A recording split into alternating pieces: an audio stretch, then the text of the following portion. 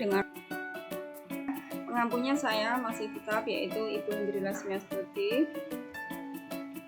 Di bab 2 ini kita akan belajar tentang budaya politik ya. Nah, di bab 2 ini ada subbab yaitu ada 5. Yang pertama adalah pengertian budaya politik, komponen budaya politik, tipe-tipe budaya politik, dan budaya politik di Indonesia. Yang terakhir adalah sosialisasi politik dalam pengembangan budaya politik.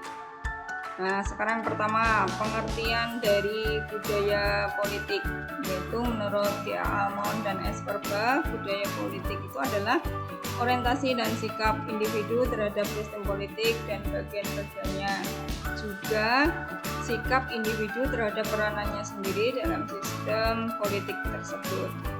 Nah, yang kedua, menurut B.N. Marbun, budaya politik adalah pandangan politik yang mempengaruhi sikap, orientasi, pilihan politik seseorang. Nah, yang menurut Larry Diamond, kemudian Profesor Dr. Haji Rusadi Kanta Prawira, kalian baca ya sendiri. Oke, selanjutnya komponen budaya politik. Nah, komponennya apa toh? Komponen budaya politik itu menurut Almond dan Verba, yang pertama adalah orientasinya bersifat kognitif. Nah, kognitif itu apa? Komponen yang meliputi pengetahuan, kemudian pemahaman dan keyakinan-keyakinan individu tentang sistem politik dan atributnya seperti ibu kota negara, batas-batas negara, dan mata uang yang dipakai. Yang kedua sekarang, orientasi yang bersifat afektif, yaitu komponen yang berkenaan dengan perasaan-perasaan atau ikatan emosional yang dimiliki oleh individu terhadap sistem politik.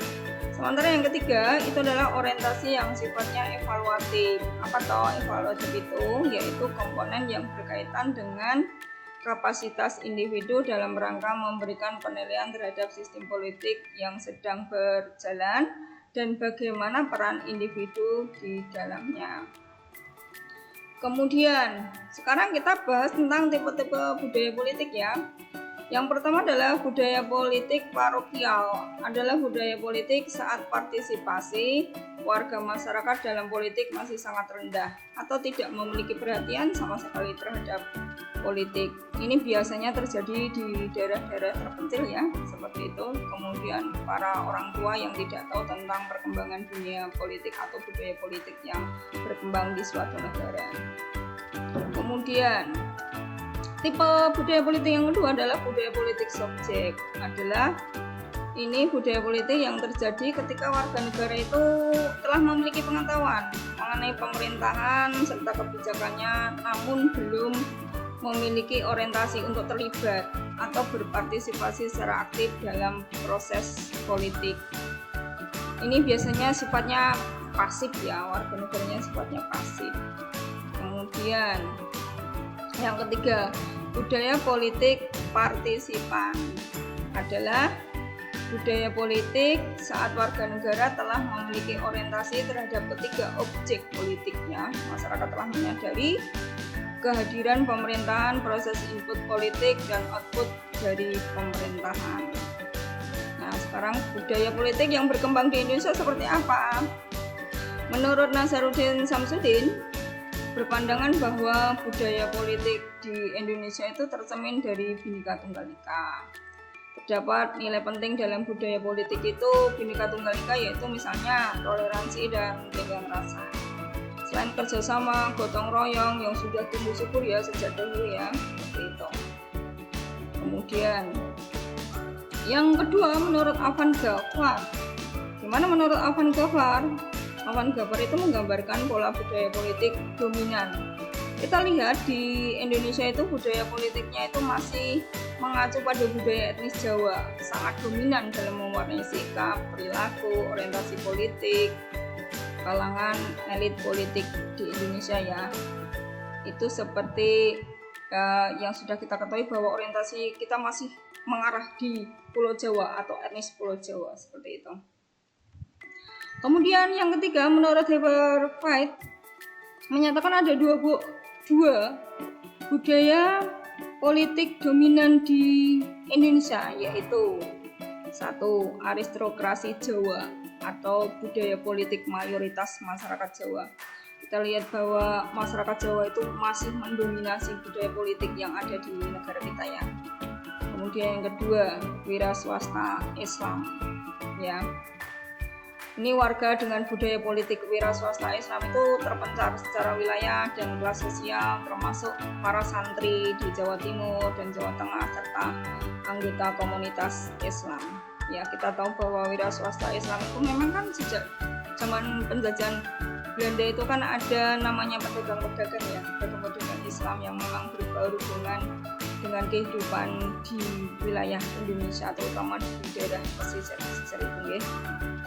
Dan selanjutnya kita lihat sosialisasi politik dalam pengembangan budaya politik. Nah, berdasarkan metode penyampaian pesan menurut Raman Surbakti terbagi menjadi sebagai berikut. Pertama, pendidikan politik. Pendidikan politik banyak kita dapatkan di sekolah, kemudian di universitas atau di kampus-kampus atau di dunia pendidikan misalnya dari partai politik. Kemudian yang kedua, indoktrinasi politik itu apa? Indoktrinasi itu adalah semacam pemaksaan dari penguasa kepada warganya yang menganggap bahwa itu ideal dan bisa diterapkan di masyarakat seperti itu. Kemudian lembaga, sarana atau agen sosialisasi politik itu adalah yang pertama itu adalah keluarga, itu sudah pasti karena keluarga itu adalah orientasi pertama kita mengarah pada budaya politik mengarah kemana seperti itu. Jadi keluarga itu sangat penting sebagai pondasi utamanya. Kemudian sekolah, seperti kita tahu adalah sekolah merupakan sumber pembelajaran bagi setiap warga sekolah termasuk siswa, guru, kepala sekolah dan lain sebagainya ya. Kemudian kelompok pergaulan ini sangat mempengaruhi juga karena biasanya kelompok pergaulan itu mempengaruhi juga ide atau orientasi mengarah kemanakah pilihan politik kita atau budaya politik kita seperti itu ya.